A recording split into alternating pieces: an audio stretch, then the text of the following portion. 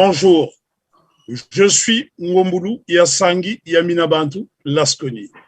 Bienvenue dans le Buka, café littéraire pour la promotion et la valorisation des savoirs endogènes. Nous avons le plaisir aujourd'hui de recevoir Madame Nathalie Vouzap, institutrice, biologiste de formation, pâtissière, auteure d'une BD qui s'intitule Bayam Salam et que j'ai eu le plaisir de préfacer. Bonjour Nathalie, bienvenue dans le Buka. Bonjour Lasconi, merci pour l'invitation. Pouvez-vous vous présenter à nos auditeurs? Moi, c'est Nathalie Vouzap, si je dois utiliser la tonalité qui correspond à ma langue maternelle, qui est le Yemba. Je suis biologiste de formation, comme vous l'avez mentionné, et je suis également auteur de la bande dessinée ou le Kemti que j'ai intitulé Bayam Salam. J'ai aussi une autre passion qui est la pâtisserie et le hair design. Le hair design, pour ceux qui ne comprennent pas les néologismes anglicistes. Le hair design, c'est l'art de manipuler le cheveu, qu'il soit naturel ou bien synthétique, pour en faire des structures assez plus ou moins impressionnantes. Et cet art-là m'a été inspiré en fait de nos reines et héroïnes d'Afrique. Bayam Salam. Bayam Salam, déjà, le terme signifie les femmes qui achètent et qui revendent. Donc, en gros, c'est des entrepreneurs. Et pour spécifier, Bayam, selon le Broken English, ça signifie to buy, donc acheter. Et Salam signifie tout seul en anglais, qui veut dire simplement vente en français. Et qu'est-ce qui vous a inspiré l'écriture de cette BD, qui se déroule dans un marché d'ailleurs de Douala? Alors, c'est une BD d'inspiration autobiographique, puisque on est Bayam Salam, en tout cas au Cameroun, puisque ce terme-là, il est utilisé au Cameroun. On l'est de mère en fille ou de mère en fils. Ces braves dames que j'ai tant admirées jusqu'à aujourd'hui et qui m'ont beaucoup inspirée, lorsqu'elles vont faire leur commerce dans les marchés, elles y vont souvent seules ou accompagnées de leurs enfants. Et j'ai eu l'occasion de découvrir cet univers grâce à ma mère qui en était une. Et lorsque je parle d'autobiographique, c'est parce que il y a un peu de mon propre vécu dans l'histoire, dans le récit qui est raconté. Alors, j'aimerais savoir, est-ce qu'il existe des hommes dans cet univers? Tout à fait. Dans cet univers, il existe des hommes, mais seulement, on les nommerait pas des Bayam Salam. Bayam Salam, c'est plus une sorte de manifeste, une sorte de... C'est un terme pour qualifier et pour honorer ces braves dames. Et pourquoi avoir choisi la BD? Pourquoi ne pas avoir choisi un ouvrage classique pour justement relater ces faits? La BD m'a paru évidente pour la raison, je me dis, c'est un format qui est accessible à tous. C'est un format qui peut se lire soit seul ou accompagné. Donc, comme une sorte de moment de partage finalement. Et c'est un format aussi qui se veut disponible à tout, en tout cas pour Bayam Salam, je précise, à tout âge finalement, que ce soit le jeune ou l'adulte. D'ailleurs, quand autour de moi, je dis, voilà, il y a quelque chose pour vos enfants. Il y en a qui me répondent, mais les grands-enfants aussi. Et ça se prouve en fait par les actes, puisque j'ai beaucoup d'adultes qui sont intéressés par ce qui s'y trouve. Ils vont le prendre à la fois pour leurs enfants ou pour offrir mais c'est aussi pour se faire plaisir eux-mêmes.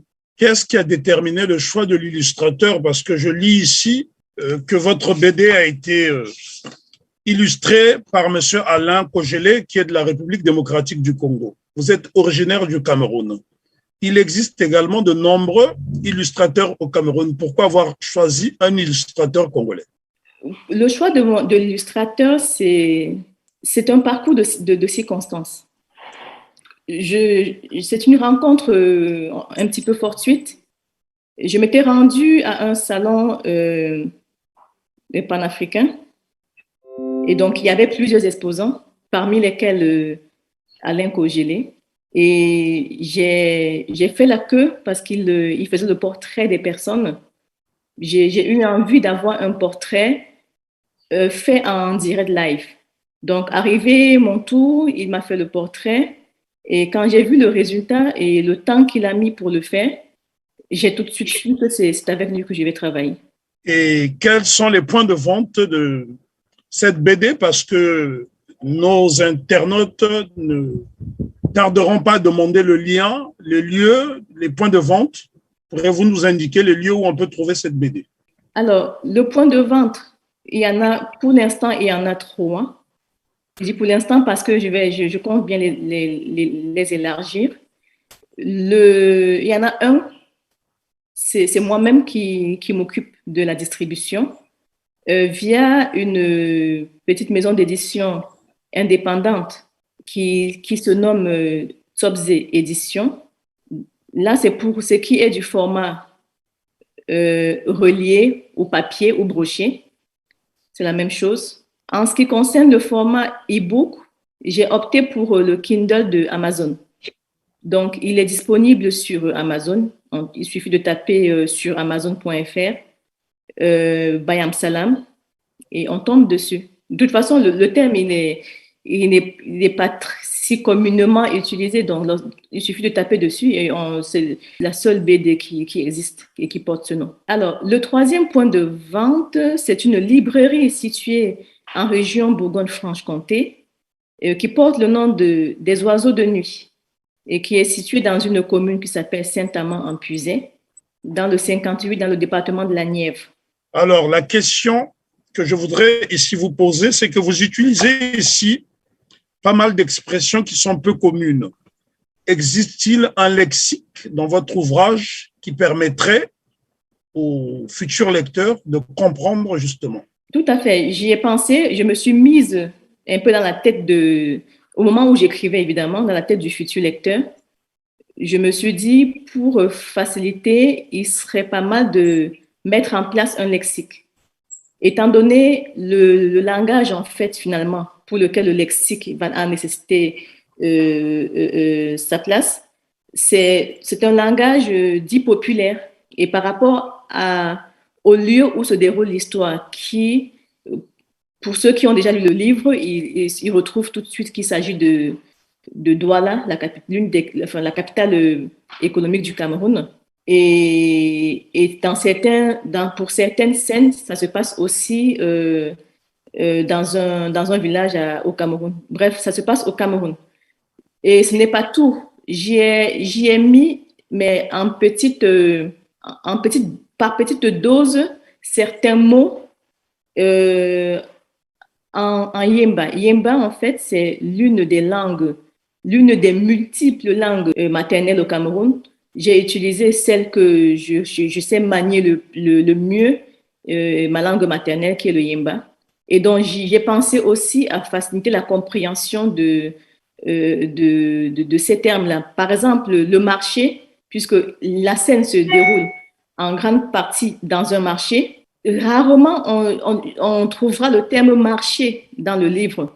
Le marché, je l'ai appelé Essa, donc c'est dans ma langue maternelle, c'est le marché, tout simplement.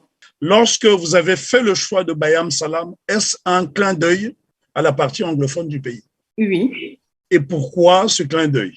Est-ce une volonté politique, culturelle? Alors, un clin d'œil réfléchi, non, pas spécialement. Mais un clin d'œil parce que l'histoire qui est racontée, encore une fois, c'est un concours de circonstances. Donc, dans ce marché, c'est comme une sorte de Cameroun en miniature, finalement. Le langage, déjà même du marché, c'est ce broken English dont on parlait, le pidgin. J'ai parlé et je parle encore le pidgin. C'est le langage de l'échange, en fait, finalement. Et ça a été institué par la partie anglophone du Cameroun, tout simplement. Alors, en tant qu'institutrice, comment envisagez-vous de promouvoir ou de vulgariser votre BD dans les écoles, en Afrique en particulier?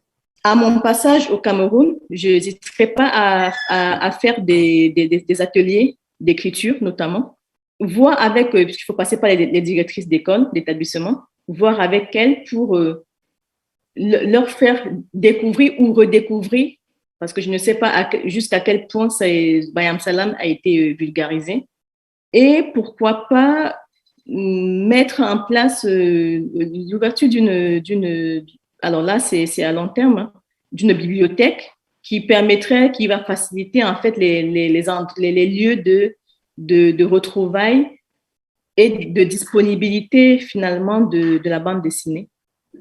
Alors, en lisant Bayam Salam, je suis resté sur ma faim. Vous avez prévu une suite? Tout à fait. Là, il s'agit du tome 1 et donc la suite, elle arrive. Et par rapport au dessin animé, avez-vous prévu de l'adapter justement sur le petit écran? C'est un souhait qui m'est si cher finalement, puisque non seulement je le souhaite, mais les lecteurs me le demandent, me le réclament. Après, comme vous le savez, c'est encore une autre démarche et j'espère y arriver. Nous avons remarqué qu'il y a une forte production intellectuelle dans la diaspora africaine. Mais le problème est que cette production intellectuelle n'est pas toujours accessible en Afrique. Avez-vous envisagé d'autres canaux pour pouvoir faciliter l'accession justement de votre BD au bas peuple, c'est-à-dire les masses déshéritées?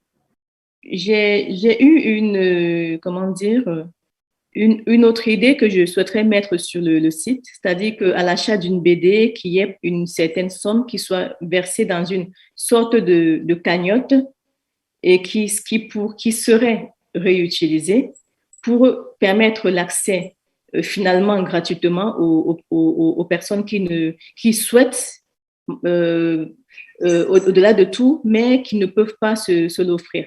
Alors, sortant un peu de la BD, on va un peu nous s'intéresser à votre parcours. Vous êtes biologiste de formation, mais vous êtes également pâtissière, ce qui donne envie de manger, évidemment. Et vous êtes également styliste de la coiffure.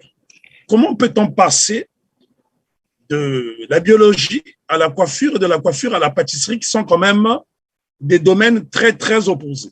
Alors, je dois préciser que cette possibilité-là, je ne savais pas que j'avais toutes ces capacités jusqu'à ce que je les découvre en fait en faisant mon métier d'institutrice, puisque finalement l'institutrice, c'est une touche à tout.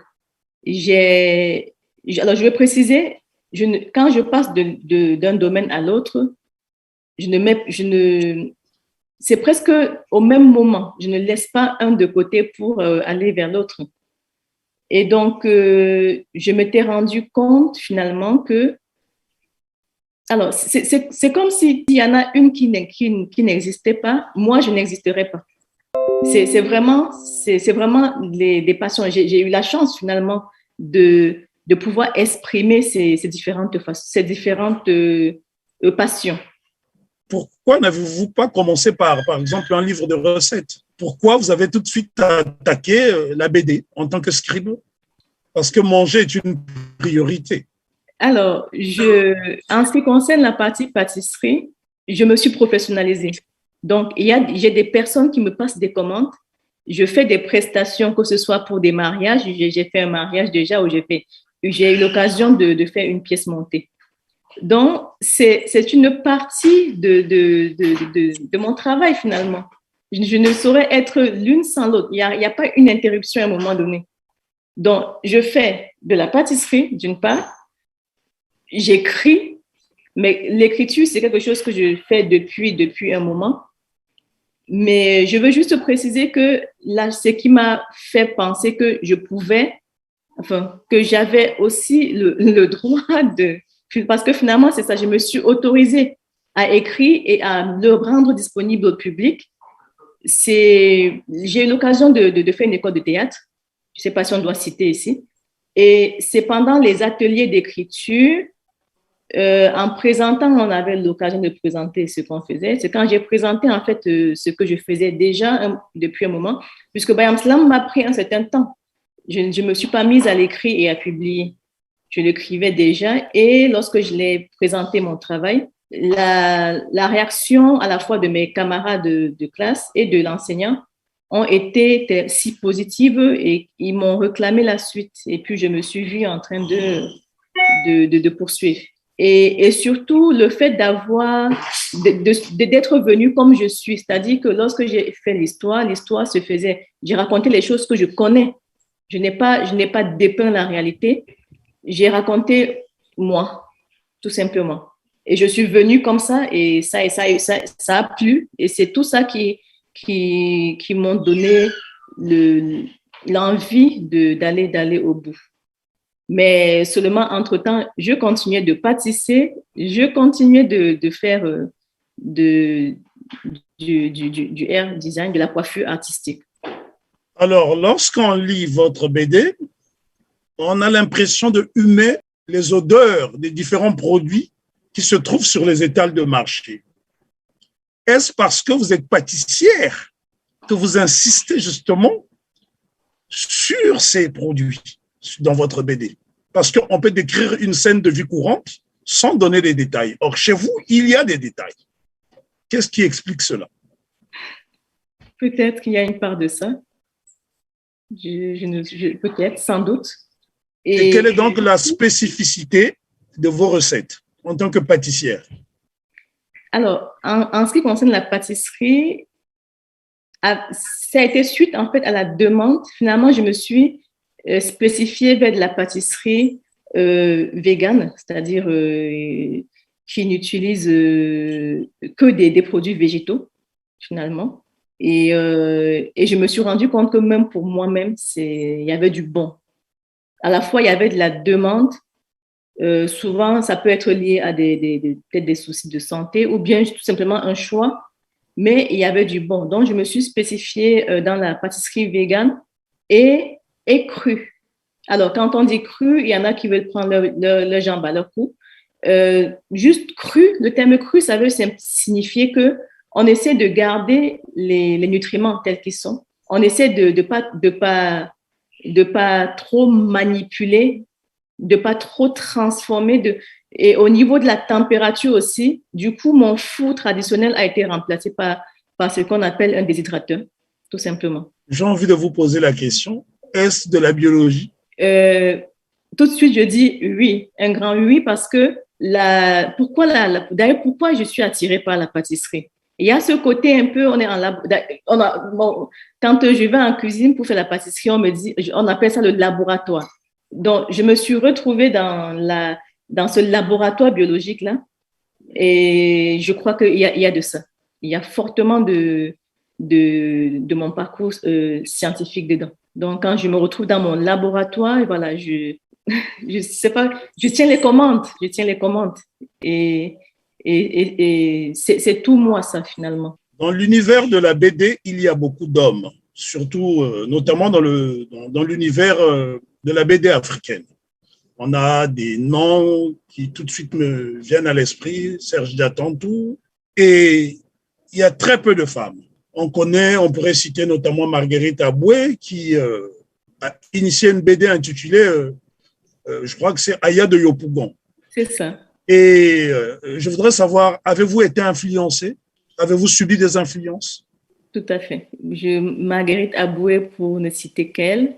Il y a une autre BD d'une autrice congolaise, Maud Salomé Ekila, qui a écrit, du moins elle a eu une idée assez simple et simpliste et puis finalement qui porte de récupérer toutes nos cantines d'enfants pour en faire une bande dessinée et accompagnée d'une clé USB. Donc, il y a elle qui m'a inspirée. Il y a mon illustrateur, Alain Kogélé, lui-même, à la fois il dessine, mais il écrit. Et ce qu'il écrit, c'est à chaque fois en lingala. Je ne comprends pas le lingala, pas encore en tout cas. Il y en a pas mal de personnes qui. Et puis aussi, encore une fois, pour le choix de la bande dessinée, c'est quelque chose en fait finalement qui.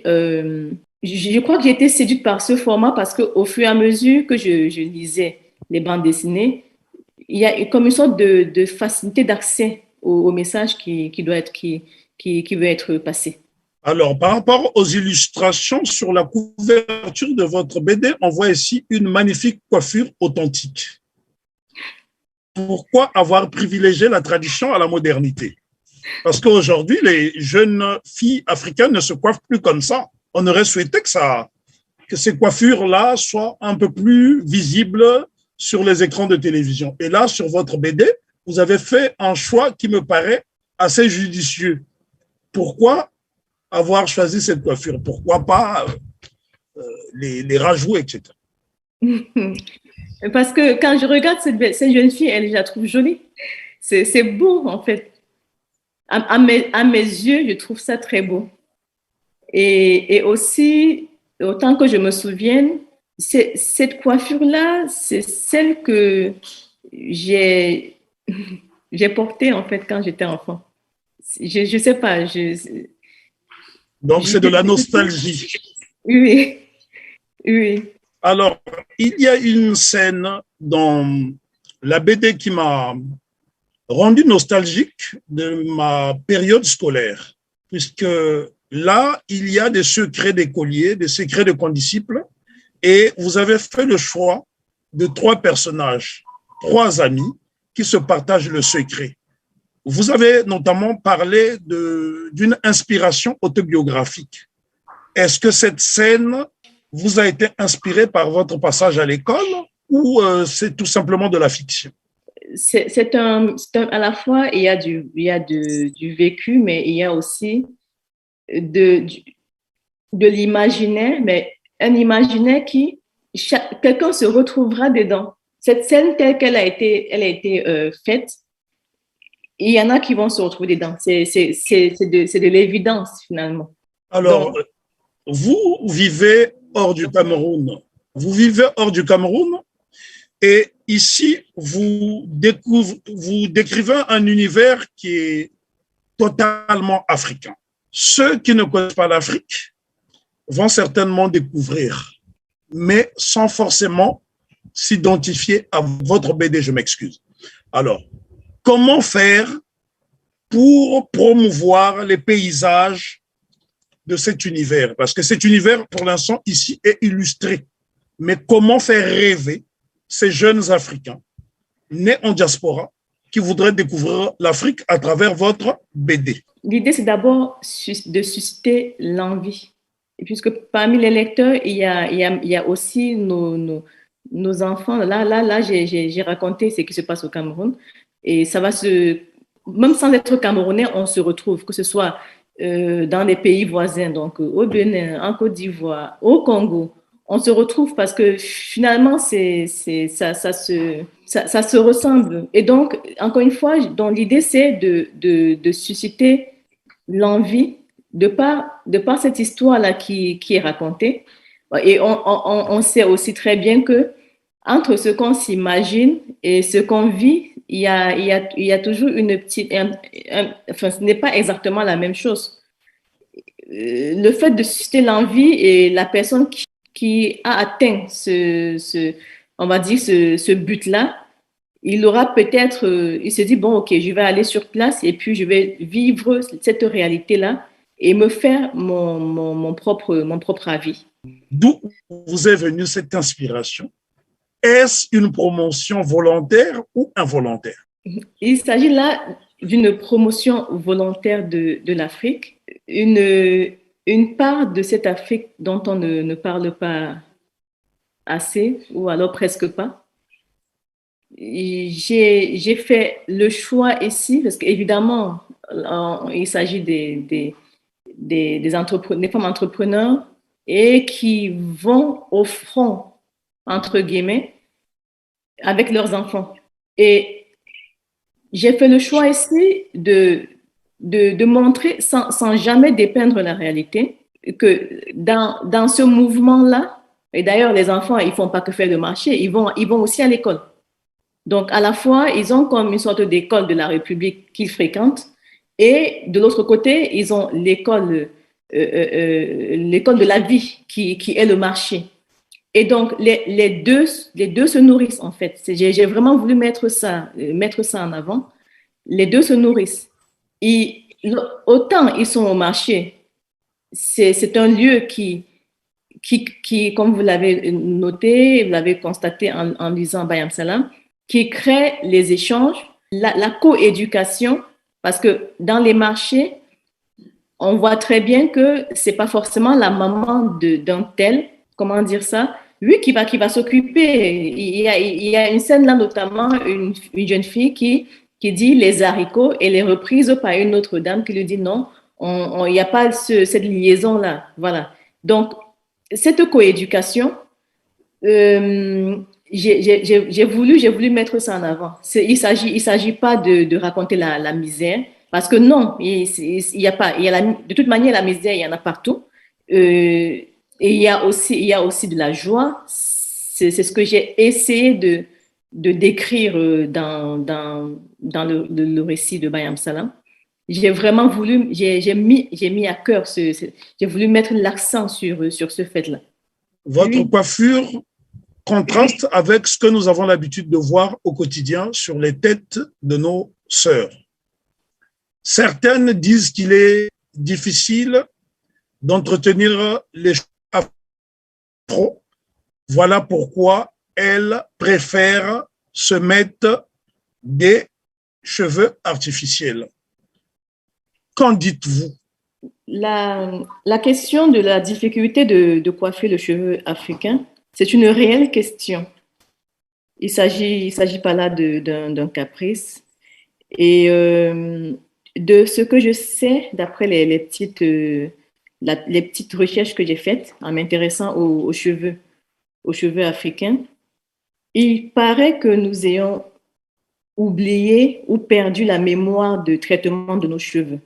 Même si aujourd'hui, il y a des personnes qui œuvrent de façon active pour le rétablissement en fait de cette mémoire-là.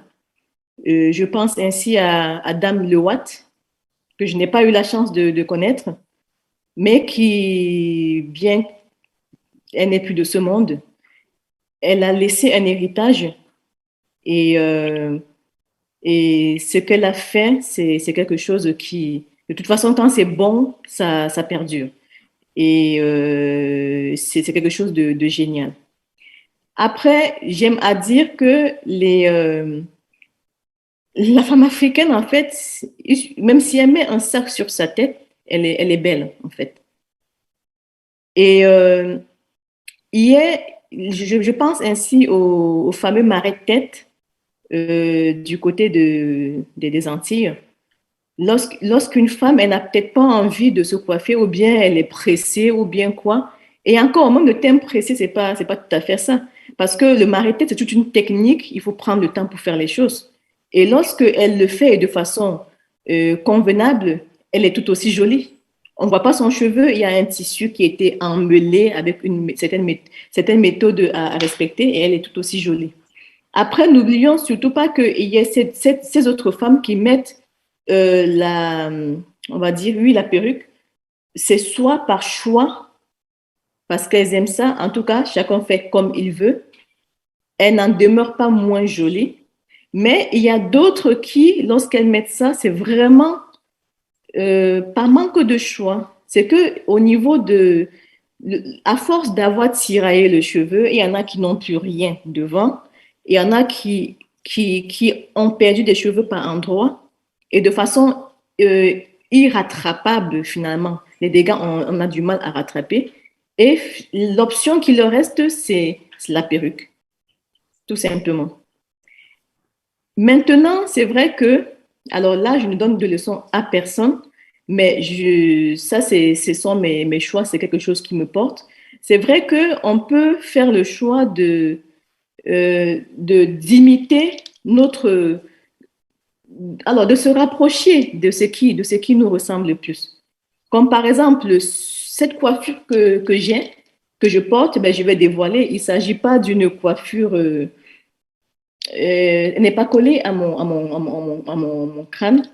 Il s'agit en fait d'une coiffe. Je ne dirais pas perruque, je préfère le terme coiffe, puisque ça montre en fait toute la technicité qu'il y a dedans. Et je vais vous le démontrer en fait. Je vais passer d'une coiffure à une autre en très peu de temps. Mais je vais le faire en direct. En dessous, ce sont mes propres cheveux. Ils sont assez courts. Et donc, je passe de ça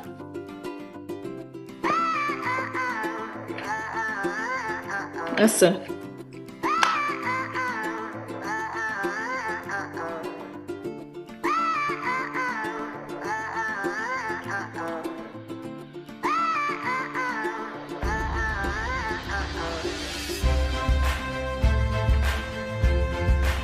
Donc, ici, il y en a qui vont le reconnaître. On peut l'attribuer soit aux femmes zoulous de l'Afrique du Sud, ou on peut aussi l'attribuer aux femmes Mangbetu du Congo, cette coiffe-là. Et ensuite, je peux passer de ça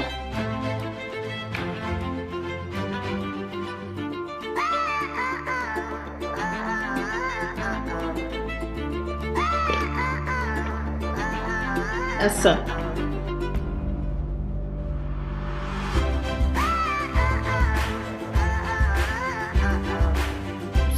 C'est une inspiration de la coiffure de Nefertiti,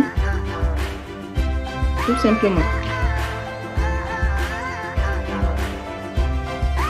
Et voilà. Donc, je reviens à mon état de départ.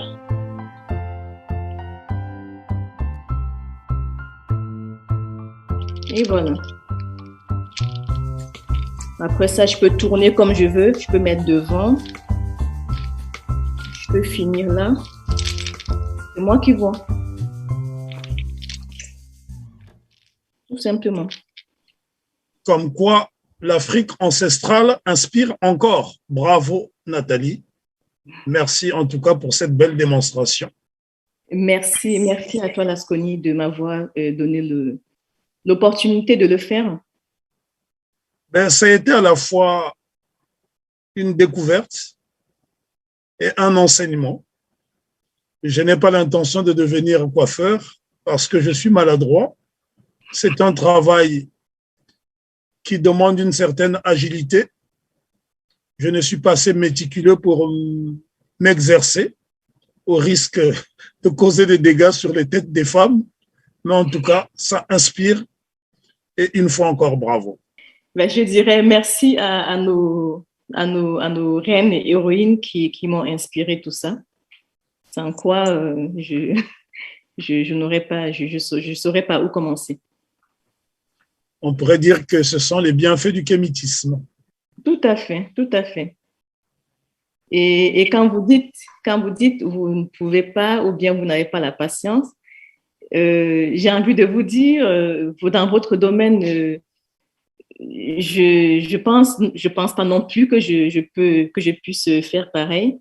Donc finalement, comme quoi, nous sommes chacun armés de quelque chose qui nous porte. Vous êtes pluridisciplinaire, biologiste, institutrice, coiffeuse, pâtissière, et vous allez sans doute susciter des vocations pour ceux qui nous suivent. Quels conseils donneriez-vous aux jeunes qui voudraient emprunter vos domaines, notamment celui de la coiffure? Commençons par la coiffure, qui est essentielle. Il faut être porté par la passion, je dirais. Parce que finalement, quel que soit le domaine que j'ai pris, c'est pas des domaines. Je m'adresse à la jeunesse d'aujourd'hui. Je remarque avec beaucoup de désolation qu'elle veut avoir tout de suite. C'est beaucoup de. Il faut prendre le temps pour faire les choses. Il faut vraiment, il faut laisser venir les choses aussi. C'est pas tout de suite. Et aussi écouter en fait son cœur. Parce que combien de personnes là, si je veux basculer du domaine de l'écriture, combien de personnes ont des projets qui sont dans les tiroirs, ils ne sont pas allés jusqu'au bout. Il faut se laisser porter par cette sensation-là. Surtout lorsque elle prend la place d'une passion, c'est quelque chose, c'est comme notre oxygène. On ne saurait exister sans ça. Il faut s'écouter, et y aller. Et de l'autre côté, cette fois-ci, ce que je vais dire, c'est à l'endroit des parents. Puisqu'on a la culture entre guillemets, des grands diplômes.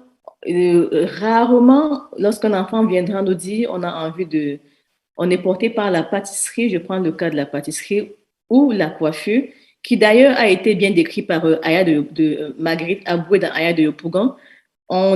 C'est le terme série C, entre guillemets, enfin, c'est le côté péjoratif qui ressort. J'ai envie juste de dire, c'est un peu comme une sorte de message que je passe aux parents. Lorsqu'un enfant, il l'aime, quel que soit le domaine, il faut l'écouter, il faut l'accompagner.